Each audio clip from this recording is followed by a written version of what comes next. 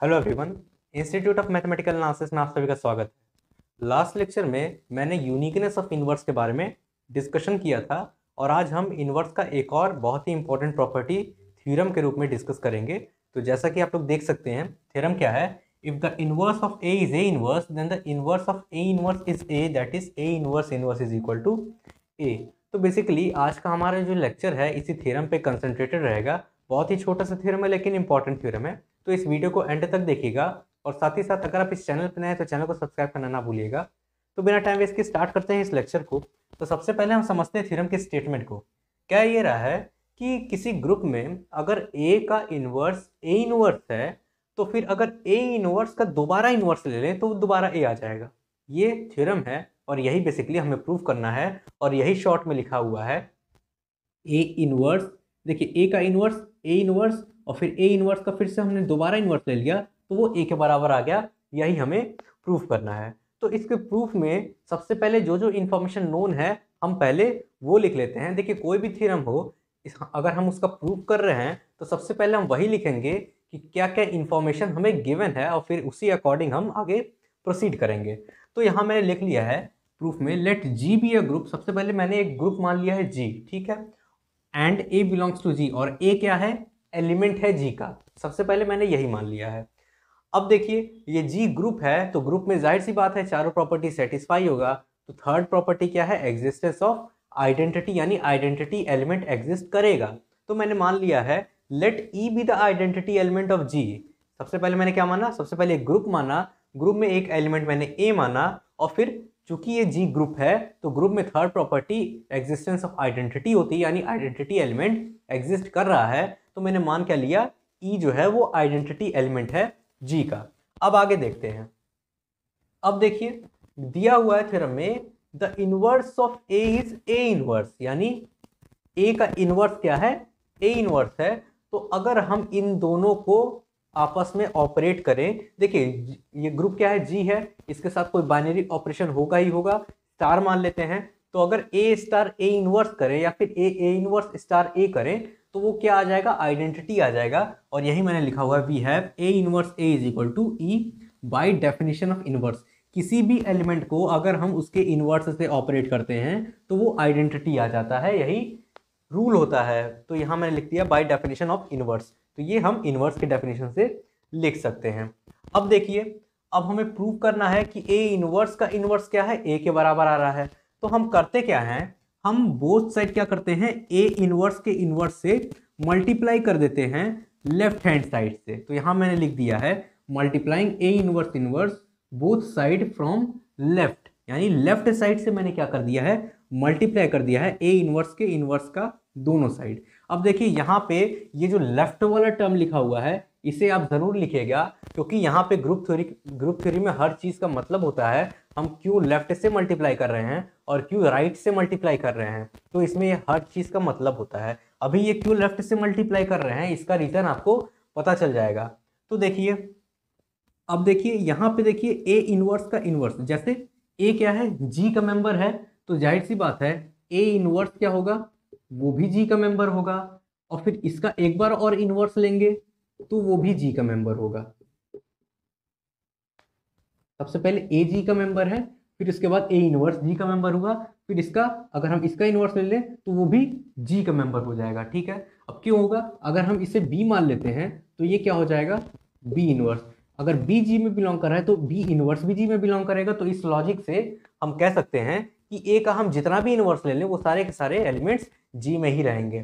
तो यहाँ पे देखिए यहाँ हो क्या रहा है, यहाँ अगर ए इनवर्स के इनवर्स को अगर हम एक एलिमेंट सपोज करें, अगर हम इसे एक एलिमेंट सपोज करें, इसे दूसरा एलिमेंट सपोज करें और इसे तीसरा एलिमेंट सपोज करें, तो देखिए यहाँ पे ब्रैकेट इस पे लगा हुआ है। ठीक है, अब हम ब्रैकेट को शिफ्ट करना चाहते हैं तो ब्रैकेट यहाँ पे शिफ्ट हो सकता है ये सेकंड प्रॉपर्टी एसोसिएटिव प्रॉपर्टी से। तो यहाँ पे अगर हम इस टर्म में एसोसिएटिव प्रॉपर्टी लगा दें तो ए इनवर्स का इनवर्स और ए इनवर्स ये एक ब्रैकेट में आ जाएगा। ओवरऑल ये ब्रैकेट जो है ये शिफ्ट हो जाएगा और ए यहाँ पे बाहर आ जाएगा। तो यही चीज मैंने यहाँ पे लिखा हुआ है, ए इनवर्स का इनवर्स और ए इनवर्स दोनों एक साथ आ गया और ए बाहर आ गया। अब देखिए यहाँ पे मैंने जब लेफ्ट से मल्टीप्लाई किया था तो ए इनवर्स का इनवर्स अगर ये ई से ऑपरेट होगा, यानी इन दोनों का क्या हो रहा है? बाइनरी ऑपरेशन, बीच में स्टार है, तो स्टार को मैंने कंसिडर नहीं किया है, ऐसे ही डायरेक्ट लिखा जाता है। तो ए किसी भी एलिमेंट को देखिए, जैसे यहाँ पे बी इनवर्स है, तो किसी भी एलिमेंट को देखिए, एक ग्रुप का कोई एलिमेंट है, अगर इस ग्रुप के किसी भी एलिमेंट को अगर हम आइडेंटिटी से मल्टीप्लाई करते हैं तो यहाँ पे क्या आ जाएगा, वही एलिमेंट आ जाएगा दोबारा, क्योंकि आइडेंटिटी हट जाता है। ठीक है, तो ये ए इनवर्स का इनवर्स आ जाएगा, यहाँ पे कोई दिक्कत नहीं है। अगर हम इसे देखें, जैसे मैंने यहाँ पे लिखा हुआ है ए इनवर्स का inverse multiplied by is equal to A inverse का इनवर्स, तो आइडेंटिटी यहाँ पे हट गया। आइडेंटिटी से किसी भी चीज़ का मल्टीप्लाई करेंगे तो उसमें कोई फर्क नहीं पड़ेगा, तो यहाँ पे ये एज इट इज आ गया है। अब देखते हैं, देखिए ध्यान दीजिएगा, यहाँ पे एसोसिएटिव लॉ लगा है क्योंकि यहाँ पे ब्रैकेट शिफ्ट हुआ है और यहाँ पे ये वाली प्रॉपर्टी लगी है, तो ये एज इट इज यहाँ पे आ गया है ए इनवर्स का इनवर्स। ठीक है, अब देखिए, अब मैंने सपोज किया है, मैंने सपोज कर लिया B is equal to A inverse, B is equal to A inverse मैंने सपोज कर लिया है। अब यही लॉजिक दोबारा लगा है, ए अगर जी में बिलोंग कर रहा है तो ए इनवर्स भी जी में बिलोंग करेगा, तो ए इनवर्स को मैंने सिंप्लिसिटी के लिए बी मान लिया है, क्योंकि बार बार इनवर्स देखेंगे तो हो सकता है कंफ्यूजन हो जाए, तो मैंने यहाँ पे बी मान लिया है। तो यहाँ लिखा हुआ है let B is equal to A inverse belongs to G. अब देखिए ए जो चूंकि जी में बिलोंग कर रहा है तो ए इनवर्स भी जी में बिलोंग करेगा, यानी बी भी जी में बिलोंग कर रहा है। अब हम क्या करते हैं, ए इनवर्स को हम बी से रिप्लेस कर देते हैं, तो यहाँ पे ए इनवर्स का इनवर्स है और ए इनवर्स को अगर हम बी से रिप्लेस करेंगे तो ये बी इनवर्स आ जाएगा। ठीक है, और फिर ए इनवर्स को मैंने माना ही हुआ है बी, तो यहाँ पे इसकी जगह बी आ जाएगा, यहाँ पे ए एज इट इज आएगा, और फिर ए इनवर्स को मैंने बी माना हुआ तो यहाँ पे बी, और ऊपर इनवर्स लगा हुआ तो इनवर्स यानी बी इनवर्स। ठीक है, तो कोई दिक्कत नहीं है। अब देखिए, कोई भी एलिमेंट ए है, अगर कोई भी एलिमेंट ए हम सपोज कर देते हैं तो ए इनवर्स ए क्या हो जाता है, आइडेंटिटी आ जाता है। और यहाँ पे देखिए बी इनवर्स बी क्या आ जाएगा, ये भी आइडेंटिटी आ जाएगा, क्योंकि बी भी कोई एलिमेंट है जी का, यानी बी भी कोई एलिमेंट है किसी ग्रुप जी का, तो बी इनवर्स बी क्या आ जाएगा, आइडेंटिटी आ जाएगा। तो यहाँ पे मैंने लिखा हुआ है B inverse B is equal to E, और ए को मैंने एज इट इज लिखा हुआ है, और यहाँ पे भी क्या हो गया, बी इनवर्स हो गया। ठीक है, यहाँ पे भी बी इनवर्स हो गया। और मैंने आपको बताया हुआ है कि अगर किसी एलिमेंट को आइडेंटिटी से ऑपरेट करेंगे तो उस एलिमेंट में कोई चेंजिंग नहीं होगा और ये ए एज इट इज आ जाएगा। तो यहाँ पे ए एज इट इज आया, यहाँ पे B inverse as it is आया। अब हो क्या रहा है, हमारे पास रिजल्टेंट क्या आया, A is equal to B inverse है। ठीक है, और बी क्या है, बी की वैल्यू मैंने यहाँ सपोज किया था ए इनवर्स, तो बी की वैल्यू अगर हम ए इनवर्स यहाँ पे रखेंगे तो A is equal to A inverse का इनवर्स, और यही हमें प्रूव करना था, ए इनवर्स का इनवर्स जो होता है वो ए के बराबर होता है। और इसी को मैंने इसको इस तरफ लिख दिया, इसको लेफ्ट हैंड साइड में लिख दिया और इसे राइट हैंड साइड में लिख दिया, तो हमारा ये आ गया। यही चीज़ हमें प्रूव करना था, तो ये आज का थ्योरम था, यही थ्योरम हमें प्रूव करना था। अब बात आती है ये लेफ्ट वाला बात।